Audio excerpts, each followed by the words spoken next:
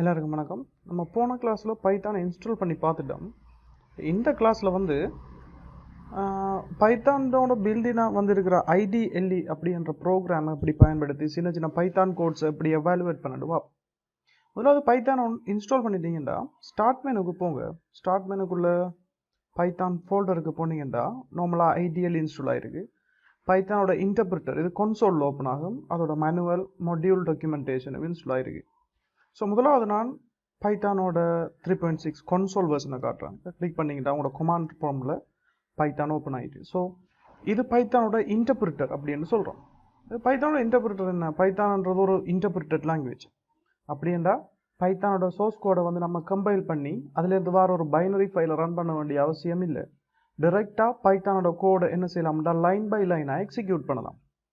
So உதாரணத்துக்கு நான் பைத்தான்கிட்ட கேட்டேன்டா எனக்கு 5ஐயும் 6ஐயும் கூட்டி சொல்லுங்கண்டு பைத்தான் என்ன செய்யும்? இமீடியட்டாக எனக்கு அதுக்கான விடையை காட்டுது. இது பைத்தானோட இன்டர்பிரிட்டர் கொமாண்ட் லைனில் வேலை செஞ்ச ஒன்று இருக்குது. இப்போ கொமாண்ட் லைனில் என்னென்ன செய்யலாமோ அவ்வளோத்தையும் நான் இதில் செய்யக்கூடிய மாதிரி இருக்கும். ஸோ இதை எக்ஸிட் பண்ணிடுவோம்.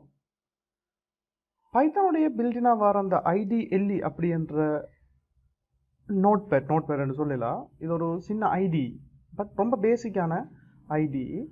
இது பைத்தானோட கொன்சோலில் தான் என்ன செய்யுது? இதோட மெயின் ஃபீச்சர்ஸாக காட்டுது. நம்ம தேவைண்டா தனியாக பைத்தான் ஃபைலையும் உருவாக்கி கொள்ளலாம். பட் முதல்ல இந்த பைத்தான் ஐடிஎல்இ எப்படி யூஸ் பண்ணுறேன்னு இந்த வீடியோவில் பார்த்துருவோம்.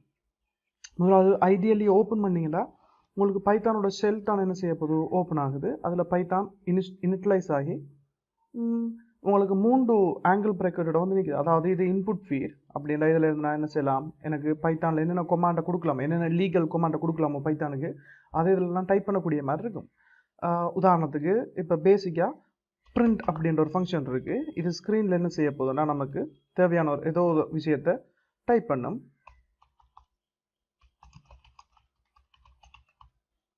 ரைட், என்ட்ரு பண்ணிங்கன்னா இப்போ இதில் எனக்கு என்ன செய்யுது? இம்மிடியட்டாக அது என்ன விடையை காட்டுமோ அப்படி காட்டுது. கொன்சோலை பயன்படுத்துகிற நேரத்தில் இந்த செல்லை பயன்படுத்துகிற நேரத்தில் பிரிண்ட் என்ற ஃபங்க்ஷன் யூஸ்லெஸ்ஸான ஃபங்க்ஷன். ஏன்னு கேட்டிங்கன்னா இது ஏற்கனவே அதில் விடையை அடுத்தடுத்த லைனில் காட்ட போகிறதால பிரிண்ட்டை நம்ம பயன்படுத்த வேண்டிய அவசியம் இல்லை. உதாரணத்துக்கு டைரெக்டாகவே நான் என்ன செய்யலாம்? 5+6 அப்படின்னு கொடுத்துருந்தா அதுக்கான விடையை காட்டுது. பார்த்தீங்களா? இது போக நான் பைத்தான் ஃபைல் ஒன்றை சேவ் பண்ணி வச்சேன். இப்போ நாளைக்கு இப்படி ஒரு ப்ரோக்ராம் எழுதுறேன், எனக்கு அதை திருப்பி நாளைக்கு ரன் பண்ணி பார்க்கணுமெண்டா இப்போ நான் இதை க்ளோஸ் பண்ணிட்டேன்டா போயிடுது. இப்போ திருப்பி ஓப்பன் பண்ணா நான் ஏற்கனவே டைப் பண்ணது இருக்காது. அப்போ அதை எப்படி சேவ் பண்ணி வைக்கிறேன்?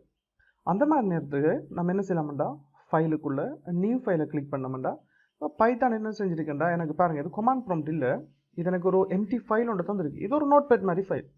இப்போ இதில் நான் பைத்தானோட கொமாண்ட்ஸ் என்ன செய்யலாம்? டைப் பண்ணலாம், அதை சேவ் பண்ணியும் வைக்கலாம். ஸோ முதல்ல அதை எப்படி சேவ் பண்ணுறேன்னு பார்ப்போம். பேசிக்காக பிரிண்ட் அப்படின்ட்டு ஒரு நார்மல் கொமாண்டோட டைப் பண்ணுவோம். பாருங்கள், ஐடிஎல்இயில் இருக்கிற ஒரு அட்வான்டேஜ், பைத்தானில் இருக்கிற ஃபங்க்ஷன்ஸ் எல்லாத்துக்கும் எனக்கு என்ன செய்யுது? ஹோட் கிண்டிங் அப்படின்ற ஒரு விஷயத்தை காட்டுது. அதாவது நான் பிரிண்ட் என்ற ஃபங்க்ஷன் ஏற்கனவே இருக்குது, அதனால் அந்த ஃபங்க்ஷனுக்குள்ளே என்னென்ன பராமீட்டர் எப்படி கொடுக்கணும் அப்படின்றது என்ன செஞ்சுருக்கு எனக்கு காட்டுது. அப்போ இது ஹெல்ப்ஃபுல்லாக இருக்கும். நான் ஏதோ ஒன்று டைப் பண்ணுவோம் முதல்ல. Okay, welcome to Python. Right, நம்ம சிம்பிளாக என்ன செஞ்சுருக்கோம்னா ஒரே ஒரு லைன் ஆஃப் கோட் தான் எழுதியிருக்கோம், வேறு ஒன்றும் எழுதலை. ரைட், இப்போ நான் இதை சேவ் பண்ண போகிறேன். ஃபைல் சேவ் அப்படின்றத நீங்கள் கிளிக் பண்ணுங்கள். ரைட், இப்போ இங்கே முக்கியமான விஷயம் வந்து சேவ் பண்ணுற நேரத்தில் நான் என்ன செய்ய போகிறேன்டா பைத்தான் ஃபைலில் .py அப்படின்ற எக்ஸ்டென்ஷனில் தான் சேவ் பண்ணுவோம். ரைட், முதலாவது டெஸ்க்டாப்லேயே சேவ் பண்ணி பார்த்துருவோம். hello.py அப்படின்னு சேவ் பண்ணுறோம். ரைட், hello.py என்று சேவ் பண்ணிட்டேன். இப்போ பார்த்தீங்கன்னா என்ன நடந்திருக்கு? இங்கே எனக்கு புதுசாக ஒரு ஃபைல் ஒன்று வந்திருக்கு. நீங்கள் பேக்ரவுண்டில் பார்க்கலாம், டெஸ்க்டாப்பில் புதுசாக ஒரு ஃபைல் ஒன்று வந்திருக்கு. ஸோ நான் இதை க்ளோஸ் பண்ணுறேன். இதையும் க்ளோஸ் பண்ணுறேன். இப்போ இதை நான் டபுள் கிளிக் பண்ணால் உங்களுக்கு ஏதோ ஒன்று ஓப்பன் ஆகி க்ளோஸ் ஆகிட்டு என்ன நடந்துன்னு தெரியல. ரைட், அதுக்கு ரீசனை சொல்கிறேன். அதுக்கு முதல் இப்போ இதை ரைட் கிளிக் பண்ணி நான் என்ன செய்யலாம்? எடிட் வித் ஐடிஎல்இ அப்படின்ற ஆப்ஷனை செலக்ட் பண்ணுறது மூலமாக இந்த ஃபைல் என்ன செய்யலாம்? நான் ஓப்பன் பண்ணி பார்க்கலாம். ஐடிஎல்இலேருந்து எப்படி இதை ரன் பண்ணுறதுன்னு சொல்லிடுறேன். இதில் இப்போ ரன் கொமாண்டுக்கு போனீங்கன்னா ரன் மொடியூல் அப்படின்ற ஃபங்க்ஷனை நீங்கள் செலக்ட் பண்ணலாம். செலக்ட் பண்ணிங்கன்னா இப்போ என்ன செய்ய போகுதுன்னு கேட்டிங்கன்னா ஷெல் ஓப்பன் ஆகி அதுக்கு என்ன செஞ்சிருக்கு, அந்த அந்த அந்த பைத்தான் ப்ரோக்ராமில் என்ன இருக்கோ அது எக்ஸிக்யூட் ஆகும். இன்கேஸ் இந்த ப்ரோக்ராமில் நம்ம வெறும் வெல்கம் டு பைத்தான் அப்படின்றத பிரிண்ட் பண்ணி காட்டுங்க அப்படின்னு சொன்னதால என்ன செஞ்சிருக்கு, பிரிண்ட் பண்ணி காட்டியிருக்கு. இதை க்ளோஸ் பண்ணிடுவோம், இதையும் க்ளோஸ் பண்ணிடுவோம். டைரெக்டாக கொமாண்ட் ப்ராம்ப்டில் அப்படி ரன் பண்ணுறேன். ஸோ நான் முதல்ல என்ன செய்யணும்னு கேட்டிங்கன்னா, இந்த ஃபைலை கொமாண்ட் ப்ராம்ப்டில் ஓப்பன் பண்ண வேண்டி இருக்கும்.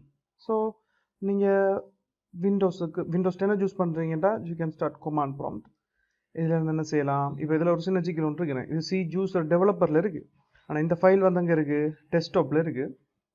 விண்டோஸ் 7க்கு மேலே நீங்கள் பயன்படுத்துகிறீங்கன்னா ஈஸியான வழி, ஷிஃப்ட்டோட ரைட் கிளிக் பண்ணிங்கன்னா open power shell window here அப்படின்னு என்ன செய்ய போதும், ஒன்று வரப்போகுது. ஓப்பன் பவர் ஷெல்ன்றது விண்டோஸ் 10க்கு தான் வரும்.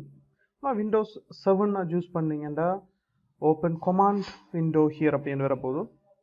கிட்டத்தட்ட ரெண்டுமே ஒன்று தான் இப்போதைக்கு. ஸோ நான் இதை ஓப்பன் பண்ணுறேன். கொஞ்ச நேரத்தில் பவர் ஷெல் இனிட்லைஸ் ஆகிட்டுதுண்டா, அது நான் எங்கேருந்து ரைட் கிளிக் பண்ணி ஓப்பன் பண்ணணும் அந்த ஃபோல்டரில் இருக்க போதும். அப்போ நான் அந்த ஃபோல்டரில் இருக்கிற ஃபைல்ஸை பார்க்கலாம். இங்கே பார்த்தீங்கன்னா எனக்கு என்ன செய்யுது, hello.py என்ற ஃபைல் இருக்குது. அப்போ நான் இதை எப்படி ரன் பண்ணுறேன், பைத்தான் ஃபைலை ரன் பண்ணோம்னா, இது நம்ம ஏற்கனவே சொன்ன மாதிரி இது ஒரு இன்டர்பிரிட்டட் லாங்குவேஜ். அப்படின்னா என்ன அர்த்தம், இதை கம்பைல் பண்ணி இதில் ஒரு அவுட்புட் வந்திருக்காது.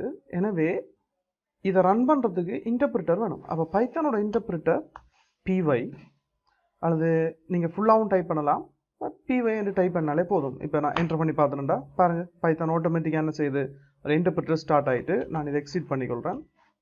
ஸோ இப்போ நான் பைத்தான் ஃபைலை ரன் பண்ணணும்னா py என்று டைப் பண்ணி ஸ்பேஸ் விட்டு என்னோட ஃபைல் நேமை கொடுத்துட்டேன்டா hello.py. இப்போ இந்த ப்ரோக்ராம் என்ன செய்யும், எனக்கு ரன் ஆகும். பாருங்கள், இந்த ப்ரோக்ராம் ரன் ஆகி என்ன செஞ்சுட்டு க்ளோஸ் ஆகிட்டுன்னு. இதுதான் டபுள் கிளிக் பண்ணின நேரம் என்ன நடந்தேன்டா, அந்த ப்ரோக்ராம் ஆக்சுவலாக ஓப்பன் ஆகி ரன் ஆகி க்ளோஸ் ஆகிட்டு. நம்ம அதை வெயிட் பண்ண சொல்லி எந்த ஒரு கொமாண்டும் கொடுக்கல தானே, அதனால் என்ன செஞ்சுட்டு அது க்ளோஸ் ஆகிட்டு. ஸோ இதை திருப்பி க்ளோஸ் பண்ணிடுறேன். நம்ம இப்படி இதை ரன் பண்ணி பார்க்குறத விட ஐடிஎல்இ மூலமாக என்ன செய்யலாம், இதை ஓப்பன் பண்ணி ரன் மொடியூல் மூலமாக ரன் பண்ணி பார்க்கலாம். ஐடிஎல்இயில் இதை விட வேறு ஒன்றும் செய்கிறதுக்கு இல்லை. இன்னொரு முக்கியமான ஃபீச்சர், சப்போஸ் உங்களுக்கு இந்த ஃபொண்ட் சைஸை பெருசாக்கணும், இங்கே பார்த்தீங்கன்னா நான் இந்த ஃபொண்டை கொஞ்சம் பெருசாக்கி வச்சுருக்கேன். அதுக்கு நீங்கள் ஆப்ஷன்ஸுக்குள்ளே கன்ஃபிகர் ஐடிஎல்இக்குள்ளே போனீங்கன்னா இங்கே நீங்கள் குறிப்பிட்ட ஒரு ஃபொண்டையும் இதில் நீங்கள் விருப்பமான ஒரு சைஸையும் கொடுத்து ஓகே பண்ணீங்கன்னா ஐடிஎல்இயில் ஃபொண்ட் சைஸ் மாறிடும். ரைட். ஸோ பேசிக்காக ஐடிஎல்இக்கு ஒரு இன்ட்ரடக்ஷன் இந்த வீடியோவில் பார்த்துருக்கோம். அடுத்த வீடியோவில் பைத்தானோட டேட்டா டைப்ஸை பற்றி பார்ப்போம். தேங்க்யூ.